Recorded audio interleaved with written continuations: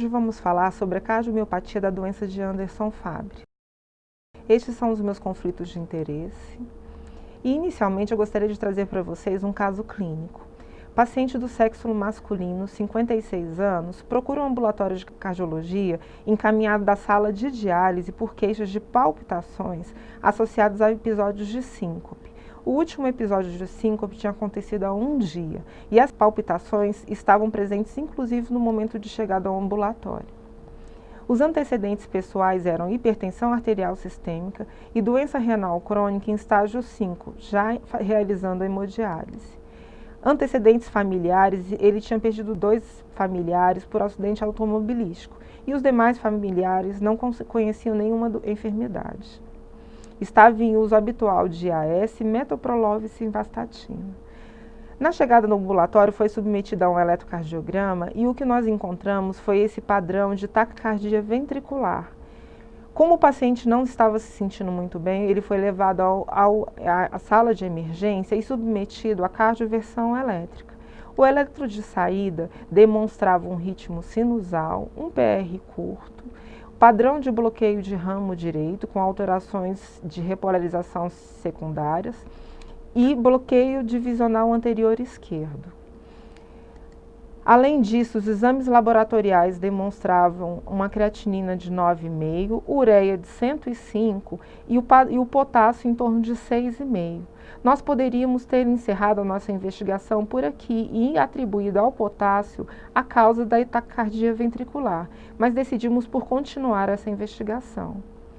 O ecocardiograma nos revelou um padrão de hipertrofia ventricular de predomínio septal, com dilatação do átrio esquerdo de padrão moderado, dilatação do átrio direito, hipertrofia de ventrículo direito, alterações de contratilidade segmentar e insuficiências valvares discretas.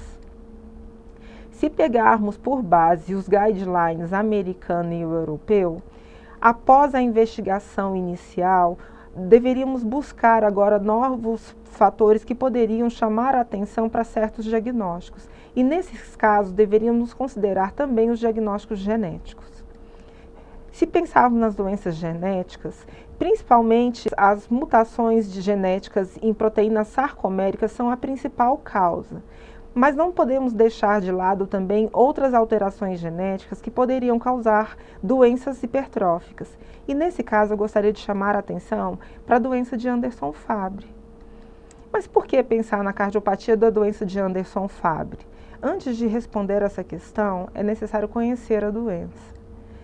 Esses 2 pesquisadores, William Anderson e Johannes Fabry, em 1889, observaram algumas lesões cutâneas.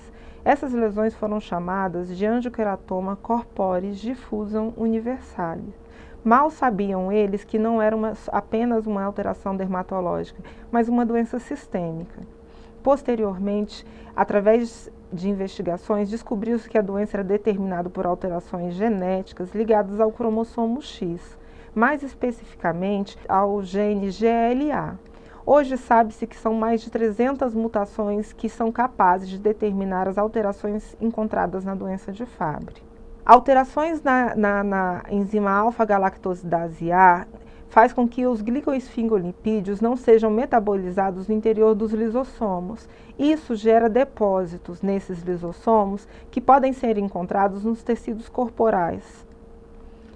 A doença é de distribuição universal e a maior parte dos diagnósticos são feitos na Europa e na América do Norte. Antigamente acreditava-se que a doença era rara, mas hoje, através do screening neonatal, nós mudamos esse conceito. Hoje, a incidência pode chegar a 1 para 4 mil novos nascidos. As manifestações clínicas aparecem como uma evolução. Sabe-se que os primeiros depósitos já são encontrados nas placentas de bebês de mães portadoras da doença. Ao longo do tempo, esses depósitos aumentam e surgem as primeiras lesões teciduais já na infância. Se não tratada a doença, há uma progressão para a doença irreversível, até a falência orgânica. A criança que tem esse diagnóstico de Fabry é uma criança que não brinca. Isso porque ela não consegue transpirar, Ela tem uma intolerância muito grande a extremos, principalmente de temperatura, e se queixa frequentemente de dor no corpo e de fadiga. Além desses sintomas, são reportados crises de dor lacinante, principalmente na região das mãos e pés, que são chamadas de crises de Fabry. Essas crises de Fabry, elas podem durar de horas a dias e muitas vezes não respondem aos analgésicos habituais. Além disso, são encontrados alterações tais como a córnea verticillata, que são essas alterações estriadas que são observadas na córnea através do exame de lâmpada de Fenda. O tinnitus, que são alterações auditivas. Alterações gastrointestinais que interferem muito, principalmente no desempenho escolar. E a proteinúria, que já é a primeira alteração renal encontrada na infância. Todos esses sintomas causam um importante sofrimento psicossocial e atrapalham o desenvolvimento da criança. Além disso, são encontradas também manifestações cardíacas, e aqui merece destaque principalmente alterações no intervalo PR. Essas crianças aparecem no eletrocardiograma com PR curto. Outras alterações relacionadas à variabilidade cardíaca e sintomas desautonômicos trazem muito frequentemente a queixa de palpitações, que são demonstradas no eletrocardiograma por taquiarritmias. Outra manifestação do exame físico são as insuficiências valvares discretas. Essas insuficiências na ausculta aparecem como aqueles sopros que nós chamamos de sopros inocentes. Eu trago aqui para vocês informações de um banco de dados conhecido como Fabry Registry. Ele compila informações clínicas e laboratoriais de pacientes com diagnóstico de doença de Fabry no mundo inteiro. Se vocês observarem aqui, a principal alteração encontrada na infância é a proteinúria. A ela segue as alterações valvares e alterações da condução ventricular. Quando passamos para as manifestações clínicas na idade adulta, o espectro de sintomas é bem maior. As lesões do angioqueratoma, elas são basicamente encontradas na região do calção de banho. Isso é importante ser ressaltado porque muitas vezes elas são negligenciadas porque hoje não temos mais o hábito de pedir para o paciente tirar a roupa durante o exame físico. Mas eles não estão confinados só à região do calção de banho. São encontradas também na região umbilical e podem ser observadas também nas mucosas. As manifestações do sistema nervoso não acometem simplesmente o sistema nervoso periférico. Na idade adulta ainda há queixas de crises de Fabry, mas também são encontradas lesões do sistema nervoso central, aqui observadas através das lesões de pulvinar. E também alterações do sistema vascular do sistema nervoso, aqui no sistema vértebro-basilar, chamando a atenção para o dólico de basilar. A manifestação de depressão é muito frequente nesses pacientes e ela deve ser muito valorizada, principalmente porque pode ser causa de autoextermínio. Manifestações renais acontecem desde a infância e na idade adulta aparecem como insuficiência renal. Muitos desses pacientes hoje são encontrados em salas de diálise e aguardando na fila de transplante. E todos os tecidos renais são acometidos. E eu não poderia deixar de falar também sobre o acometimento cardíaco, aqui visto através das lesões típicas da doença cardíaca, que são esses corpos lamelares. Então eu vou entrar um pouco mais em detalhes em relação à doença cardíaca. No Brasil, o que nós observamos é que as mulheres são as mais acometidas de queixas cardiovasculares, enquanto que nos homens as queixas mais importantes estão relacionadas ao sistema renal. Ainda assim, é importante ressaltar a parte cardíaca. Antes de falar das manifestações cardíacas, é importante ressaltar aspectos da fisiopatologia. Os depósitos de GB3 acontecem em todos os tecidos cardíacos. Aqui vocês podem observar que não é confinado só ao miocárdio. O sistema de condução e o endotélio vascular também estão acometidos. Isso faz com que surjam alterações relacionadas a mecanismos inflamatórios e do metabolismo energético celular, causam estresse oxidativo e interferem na regeneração celular. Como consequência, as queixas cardiovasculares estão presentes em mais de 50% dos pacientes portadores da doença. As queixas cardiovasculares também são causas importantes de mortalidade. Aqui, vocês observem, é a principal causa de mortalidade entre pacientes portadores de Fabry. As primeiras queixas já acontecem no início da idade adulta, mas tem o seu pico em torno de 40 anos. Aqui é importante ressaltar que existem diferenças entre homens e mulheres, sendo que as queixas acontecem 10 anos antes em homens em relação às mulheres. É importante ainda ressaltar que existe uma estreita relação entre a função renal e a hipertensão. Se vocês observarem aqui, o início dos sintomas cardiovasculares e renais é bastante coincidente, e a evolução também. Quando há o desenvolvimento de hipertensão, há uma piora significativa da cardiopatia, e isso é um marcador ruim de prognóstico. Eu gostaria de chamar a atenção aqui mais uma vez para a questão do gênero e a evolução da doença. Existe uma diferença em termos do início dos sintomas de hipertrofia ventricular entre homens e mulheres. Normalmente, a diferença é de 10 anos. Dentre as queixas cardiovasculares, a mais frequente é a arritmia, seguida da insuficiência cardíaca e de queixas relacionadas à isquemia miocárdica. E aqui eu vou detalhar cada uma delas para vocês. Vamos falar sobre a hipertrofia. 1 a 3% apenas da hipertrofia é determinada pelos depósitos de GB3. Todo o resto acredita ser causado por processos inflamatórios. Além disso, existe aquela diferença em questão de gênero e idade. Os homens apresentam a manifestação da hipertrofia 10 anos antes das mulheres. E existe uma estreita relação com a progressão da doença renal, principalmente após o desenvolvimento da hipertensão. Acreditava-se que a hipertrofia na doença de Fabry fosse principalmente concêntrica e não obstrutiva. Estudos posteriores demonstraram que ela também pode aparecer em outras regiões, principalmente na região do septo e na região apical, e pode ter características obstrutivas também. A hipertrofia determina principalmente, num primeiro momento, alterações da função diastólica. Só em momentos mais avançados da doença é que vai ser encontrada a alteração da função sistólica miocárdica. A hipertrofia aparece na doença de Fabry no eletrocardiograma dessa maneira. São complexos QRS de alta voltagem, assim como são encontrados na doença hipertrófica. Isso fala contra a classificação de doenças de depósito. Na doença de depósito, como por exemplo na amiloidose, os depósitos determinam que o QRS tenha uma amplitude muito menor. Então, isso é uma característica que traz a doença de Anderson-Fabry mais para o espectro das doenças hipertróficas. Outra manifestação cardíaca é a presença da fibrose. A fibrose é uma manifestação que já denota doença crônica. Ela é encontrada principalmente nessa região inferolátero-basal, também vista aqui nesse corte transversal do ecocardiograma. É importante ressaltar que em homens a fibrose acompanha a hipertrofia, que também é observada ao ecocardiograma. Isso é uma característica que pode não ser vista em mulheres. Em alguns casos, existem mulheres que têm fibrose na ausência de hipertrofia. Sabemos que para o diagnóstico de fibrose, a ressonância ainda é o padrão ouro. E no caso da doença de Anderson-Fabry, utilizamos a técnica de realce tardio com gadolínio. Aqui apresentado por essa imagem mais esbranquiçada, na mesma localização que vimos no ecocardiograma, inferolátero basal.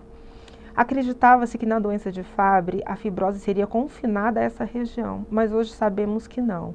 Que assim como outras doenças hipertróficas que têm padrões de fibrose difuso no miocárdio, a doença de Fabry, principalmente em fases evolutivas mais avançadas, também pode aparecer com fibrose em outros locais. A próxima manifestação é a isquemia miocárdica. A isquemia miocárdica muitas vezes é associada à presença de depósitos na região endovascular, mas isso pode não ser verdade. Na doença de Fabry, muitas vezes temos esse padrão, como apresentado aqui em imagens de cateterismo, em que as coronárias estão perfeitamente normais. Então, provavelmente, a isquemia aqui pode ser determinada por outros mecanismos, inclusive o de espasmo valvar. As manifestações cardíacas também incluem as taquiarritmias. Esses são 2 eletros de pacientes portadores de doenças de Fabry. Elas podem ser tanto supraventriculares quanto ventriculares. Em ambos os casos, podem ser necessários tratamentos como a gente faz normalmente para pacientes cardiopatas, com drogas ou com dispositivos como o desfibrilador implantável. As bradiarritmias também são presentes, determinadas principalmente por depósitos no sistema de condução, e pode ser que seja necessário, inclusive, um implante de marca-passo nesses pacientes. Por último, eu gostaria de falar sobre os depósitos valvares. Há anos atrás, acreditava-se que a doença de Fabry estava associada principalmente com o prolapso de válvula mitral. Hoje sabe-se que não, que a doença é determinada por depósitos também no tecido valvar. E essas insuficiências normalmente são discretas, e principalmente das válvulas atrioventriculares. Conhecidos os sintomas e as manifestações clínicas da doença, nós passamos agora para o diagnóstico. Existem várias padronizações e guidelines hoje para o diagnóstico da doença de Fabry. Aqui eu trago para vocês dados do Registro de 2013. Existem tabelas que podem diferenciar a investigação tanto para crianças quanto para adultos. E aqui estão discriminados os exames a serem utilizados e a periodicidade de repetição. Eu vou falar um pouquinho mais sobre isso. Como poderíamos pensar na suspeita clínica? A suspeita clínica viria num paciente, principalmente um paciente com cardiomiopatia hipertrófica, que possa ou não apresentar insuficiência renal, seja ela dialítica, alterações renais como proteinúria, ou um paciente em fila de transplante. Em pacientes com manifestações de doença isquêmica precoce, esses são pacientes que vêm às vezes aos 18, 20 anos com alterações já de infarto, ou pacientes jovens com isquemia cerebral. Feita a suspeita clínica, passamos ao diagnóstico etiológico. O diagnóstico etiológico envolve a determinação da dosagem enzimática e a avaliação molecular com a localização do ponto de mutação no DNA. É importante ressaltar algumas coisas em relação ao diagnóstico de homens e mulheres. Nos homens, nós iniciamos com a dosagem enzimática da atividade da alfa-galactosidase A. Se essa dosagem for normal, a doença já está descartada. Agora, se a dosagem for baixa ou negativa, passamos à avaliação do ponto de mutação do DNA. Estando positivo esse ponto de mutação, faz-se o diagnóstico da doença de Fabry.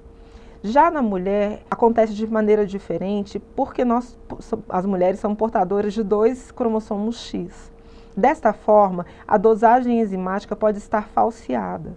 E muitas vezes o paciente vem com uma dosagem enzimática normal, mas com uma mutação compatível com a doença de Fabry. Por isso, passamos imediatamente, num primeiro momento, ao diagnóstico deste ponto de mutação. Se ele for positivo, é feito o diagnóstico de doença de Fabry. Depois de feito o diagnóstico do caso índice, passamos à triagem familiar. É importante esse aspecto da triagem familiar, principalmente porque, normalmente, os pacientes que são os casos índices já vêm com lesões de órgãos-alvo, já graves e muitas vezes terminais. Quando fazemos a triagem familiar, somos capazes de, muitas vezes, evitar o desenvolvimento de doenças terminal, principalmente através da instituição precoce do tratamento. Vem a pergunta, mas como eu posso proceder para realizar esse diagnóstico genético? No meu caso, especificamente, eu trabalho com o Dr. João Pesqueiro, no laboratório da Unifesp. É um laboratório de grande prestígio e de fácil acesso. Aqui eu deixo disponível para vocês informações a respeito do Dr. Pesqueiro, o investigador. E é um laboratório que faz diagnóstico de várias doenças genéticas, inclusive da doença de Fabry. O diagnóstico ele pode ser iniciado através do eletrocardiograma, e isso nos mostra um aspecto muito importante, porque mesmo em locais de pequenos, restritos em termos de equipamentos para diagnóstico, um simples eletrocardiograma é capaz de fazer o diagnóstico da hipertrofia. A hipertrofia aparece com esse padrão de QRS de grande amplitude, com alteração de repolarização, e no caso também da doença de Fabry, com encurtamento de PR.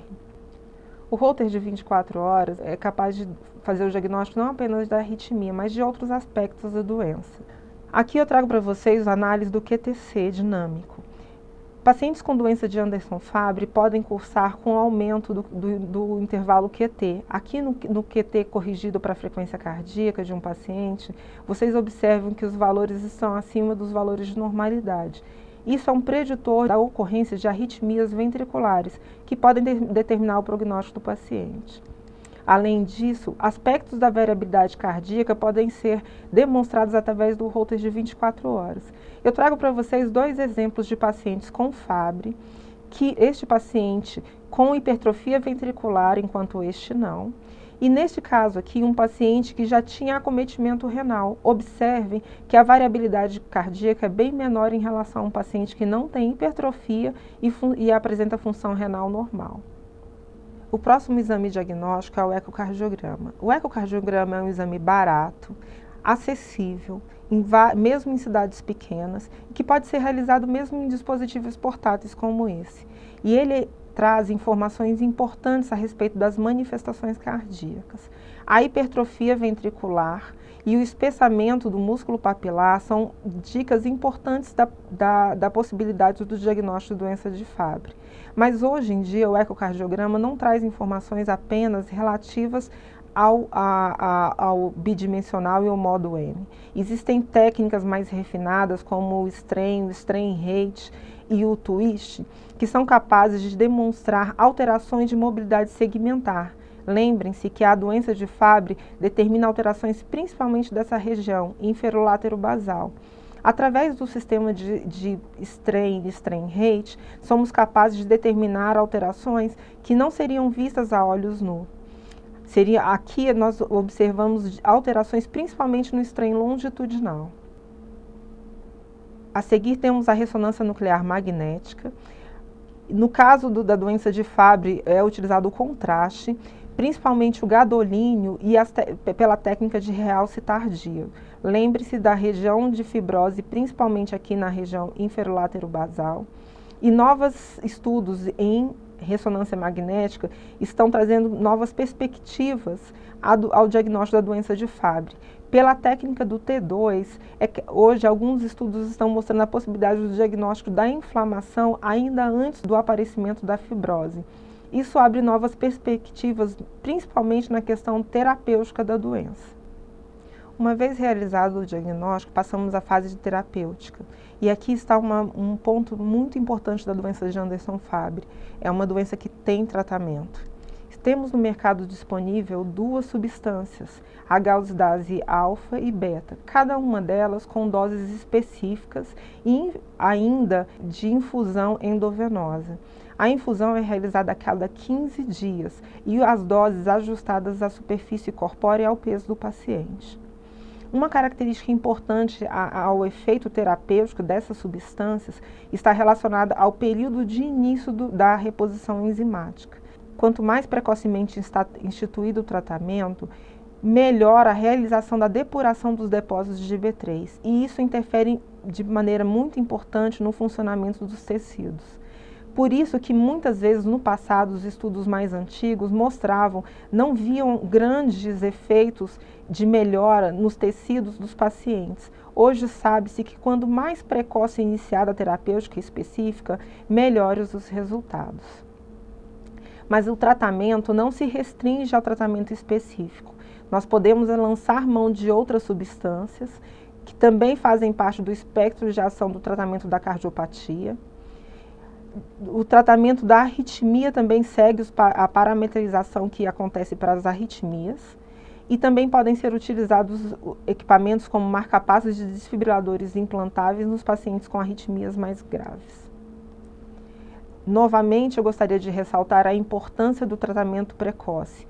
Aqui vocês têm a evolução da doença renal, essa evolução de maneira natural. A partir do momento do início do tratamento, observa-se uma melhora não só da função renal, como também dos sintomas. Para a doença cardíaca acontece a mesma coisa. Esse estudo foi capaz de demonstrar diminuição da hipertrofia, diminuição da massa cardíaca e melhora da função ventricular esquerda. Caso o tratamento não seja instituído, a evolução da doença é uma evolução muito ruim. Os pacientes portadores de cardiopatia, de doença de Anderson-Fabry, normalmente morrem 10 anos antes do que a população em geral. Caso seja instituído o tratamento, a evolução natural da doença é modificada. E aqui vocês observam que ela pode igualar aos da população em geral. Eu não poderia terminar essa aula sem voltar naquele nosso paciente que estávamos discutindo no início da apresentação. Lembrem-se, era um paciente masculino de 56 anos, renal crônico dialítico, hipertenso. Essa hipertensão controlada, com queixa de palpitações que chegou ao ambulatório com taquicardia ventricular e cujo ecocardiograma demonstrava um padrão de hipertrofia ventricular excêntrica, de predomínio septal. Em nosso serviço em Brasília, nós dispomos de um ambulatório de cardiomiopatia hipertrófica e, de maneira geral, tentamos sempre fazer o diagnóstico etiológico desses pacientes. Por isso, esse paciente foi submetido à dosagem enzimática. Por isso, esse paciente foi submetido à análise do ponto de mutação do DNA. Lembre-se, é um paciente do sexo masculino. E o resultado foi uma mutação no exon 6 do cromossomo X, na codificação da proteína determinante da atividade da enzima alfa-galactosidase A. O screening familiar também nos revelou 3 novos casos de pessoas portadoras da mutação, neste caso as 3 filhas do paciente. Atualmente, essa família está sob investigação ainda de acometimento de órgãos-alvos. O paciente índice está aguardando o início da terapia de reposição enzimática. Este é um processo um pouco mais difícil porque depende da liberação governamental, uma vez que o tratamento é um tratamento caro e depende de processos judiciais para liberação por parte do Ministério da Saúde. Não poderia terminar essa aula sem reforçar a importância do nosso papel como cardiologistas no diagnóstico dessa cardiopatia. No caso específico das cardiomiopatias hipertróficas, é importante nós não acreditarmos que não é possível fazer o diagnóstico etiológico. Existem várias formas de diagnóstico, existem vários laboratórios no Brasil capazes de fazer esse diagnóstico. No meu caso específico, eu uso o laboratório da Escola Paulista de Medicina, mas existem outros em outras universidades de renome no Brasil. E é importante também dizer que pensar em doenças, em diagnósticos diferenciais, pode significar, no caso específico da doença de Fabry, a possibilidade de se oferecer o tratamento da doença. O tratamento através da reposição com a enzima alfa-galactosidase A melhora muito a evolução desses pacientes, diminui muito os sintomas e é capaz de evitar aquela mortalidade precoce que nós discutimos ao longo da aula, que acontece 10 anos antes do que na população em geral. Então, o recado que eu gostaria de deixar aqui para vocês é: pensem nesse diagnóstico. Não subestimem a capacidade de fazer esses diagnósticos diferenciais nas cardiomiopatias hipertróficas e muito menos ainda a possibilidade de se oferecer um tratamento específico para uma cardiopatia como essa da doença de Anderson-Fabry. Obrigada.